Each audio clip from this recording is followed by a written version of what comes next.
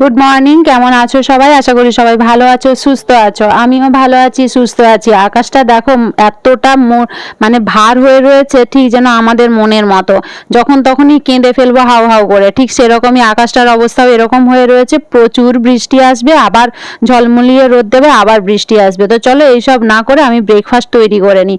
সকাল সকাল খেতে ইচ্ছে করছিল রোল। রোল তো বানাবো না এখন, কারণ সকালে ময়দা খেলে হয়েই গেল। তাই জন্য কি করেছি, একটা রুটি বানিয়ে নিয়েছি আটা দিয়ে, তার মধ্যে ডিমের অমলেট বানিয়ে একসাথে দুটোকে মিক্সড করে নিয়েছি। দেখো পুরো এইরকম বানিয়ে নিয়েছি। হয়ে গেছে না রোল? এর মধ্যে একটু চিলি সস আর একটু টমেটো সস, একটু এক টুকরো পেঁয়াজ দিয়েই খেয়ে নেবো। তো ব্রেকফাস্ট করে নিই। ব্রেকফাস্টটা তো করা হয়ে গেছে। এরপর চলে এসেছি রান্না করতে। এখানে মোরলা মাছ আর এটা বাটা মাছ। তো চলো রান্নাটা এবারে সেরে নিই তাড়াহুড়ো করে। সকালবেলায় বলি না যে তাড়াহুড়ো এমনই থাকে, মনে হয় যেন আমাকে দেখলে বলবে যেন সাইক্লোন চলছে। এদিকে একটু লাউ সেদ্ধ করা হয়ে গেছে, মানে রান্নাটা অনেকখানি আগেই তো মানে আমি শুরু করে দিয়েছি। তারপরে মনে হলো তোমাদের সাথে একটু ভিডিও বানাতে হবে, তো সেই জন্যই চলে এলাম। রেগুলার তো ব্লগ দিই না, যখন ইচ্ছে হয় তখনই দিই। হ্যাঁ, এটাই সবাই ভাবে যে আমি হয়তো যখন ইচ্ছে হয় তখন দিই, বাকি সময়টা খুব আনন্দ ফুর্তি করেই কাটাই। আমার জীবনটা যে কত আনন্দ ফুর্তির মতো যাচ্ছে সে শুধু আমি জানি আর ঈশ্বরই জানে। আর আশেপাশের কয়েকটা মানুষ যদি জানার চেষ্টাও করে কৌতূহলবশত, তাহলে জেনে থাকে, কিন্তু তবুও তারা বদনামই করে। ভালোটা আর কজনে ভাবে আর বলে বলো তো? যাই হোক, কুমড়োটা দেখো, এটা কাঁচা কুমড়ো। এক ফালি রেখে দিলাম ওপরে জেঠিমাকে দেবো বলে, আর এক ফালি এখানে আমি কাটাকাটি শুরু করে দিলাম। আমার কুমড়ো খেতে বেশ ভালোই লাগে, কিন্তু কাঁচা কুমড়ো তো খেতে একটু মিষ্টিটা কম হবে। আমার মিষ্টি কুমড়ো বেশি পছন্দ। তো এই কুমড়োটা দিয়ে পাঠিয়েছিল মাইমা। তো মাইমা গোটা কুমড়ো দিয়ে পাঠিয়েছিল, আমার খেতে ভালো লাগে সেই কারণে। তো আমি রান্না করতে বসে গেছি। তো কুমড়োটা কেটে নিচ্ছি। তোমরা কে কে কী কী কুমড়োর রেসিপি করো সেটা আমাকে জানিও, ঠিক আছে? আমি কিন্তু অত বেশি বেশি রেসিপি পারি না করতে, বেশ কিছু কিছু রেসিপি জানি, সেইগুলোই করে খাই। তোমরা যদি নতুন কিছু বলো সেটাও না হয় একবার বানিয়ে খেয়ে বলবো কেমন হয়েছে। কারণ সবসময় আমি তোমাদের বলি যে এই রেসিপিটা বানিয়ে খেয়ে দেখো, বলো, জানাও।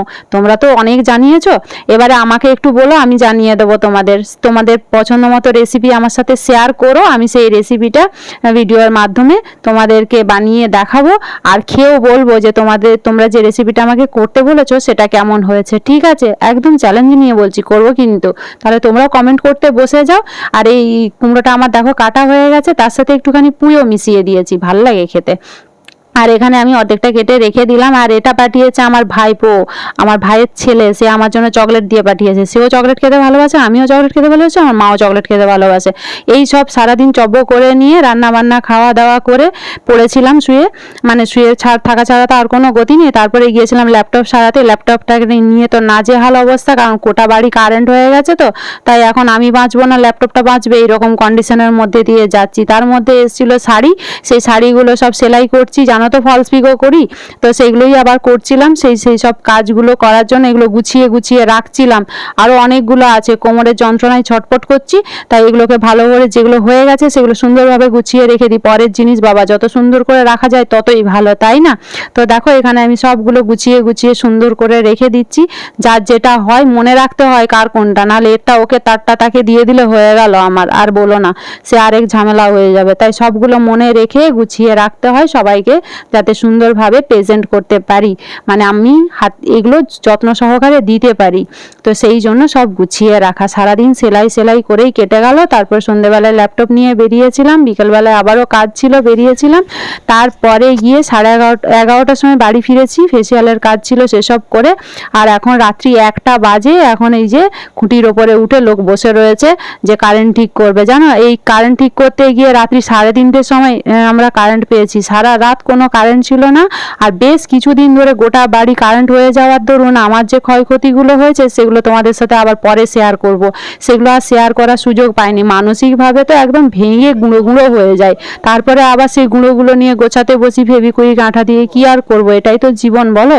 কিছু তো আর করার নেই। বলি যতটা সুন্দরভাবে না, এটা ততটা সুন্দরভাবে জীবনের সাথে চলে না। সবাই ভালো থেকো, সুস্থ থেকো, আর কিছু বলার নেই।